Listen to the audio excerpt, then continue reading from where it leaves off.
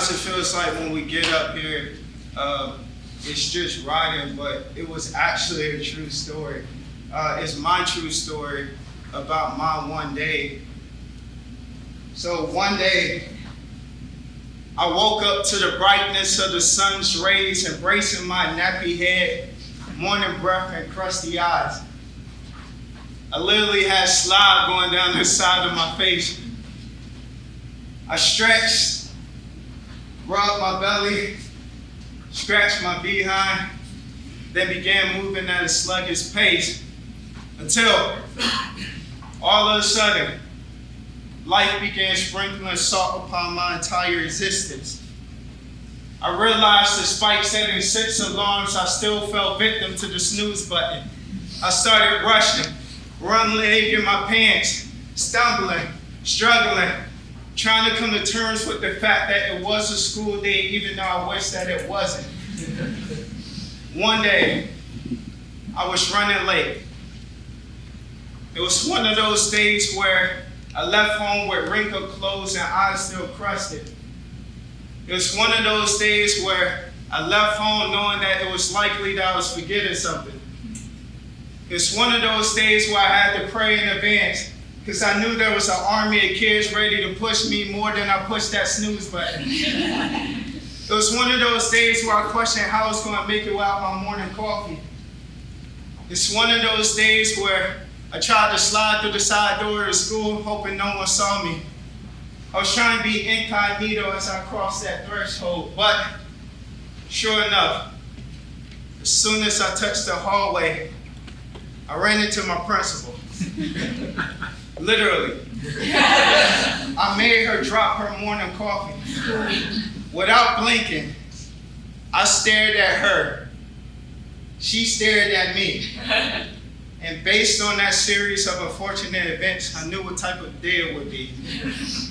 I sunk my head and trudged upstairs with shame and disappointment weighing heavier than an antiquated history books collecting dust in my classroom. Until, all of a sudden, I heard a voice resounding louder than our typical hallway voice level. Yo, there go Mr. Stevenson! Now, in that moment, I thought he was just warning his friends. But once I got closer, he said the following words. He said, Mr. Stevenson, I was almost sad for today. I always miss you when you're absent.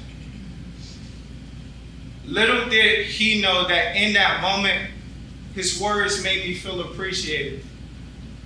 In that moment, his words made me feel like my presence actually mattered. It's one of those feelings that I learned to grip with a tight hold because teaching taught me that feelings like that don't last too long, especially considering that same day, that same student stood before his peers and questioned the purpose of us learning perspective. He said it was stupid and that he'll never use it in real life. In that moment, I didn't have the energy to fight. In that moment, I just told him he was right and I continued on with my lesson. But who would have thought that one day we would read the diary of Anne Frank? And one day, I would assign them the task of writing their own diary. It felt like Freedom Writers 2, only there was a handsome young black male teacher in the sequel.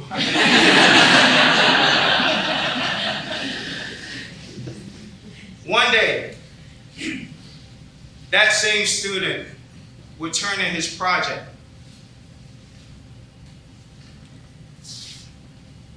I found that he wrote his entire diary from the perspective of his regret.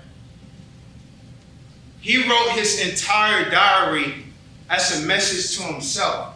He told himself to do better. And who would have thought that same student they said had anger issues would learn to use writing as a form of expression. Just like one day, another student would share with me their thoughts of suicide in a personal letter. But that was only after I shared with them that one day I too had struggled with depression. It was in that moment I realized the importance of us stepping outside of our comfort zone. It's vital.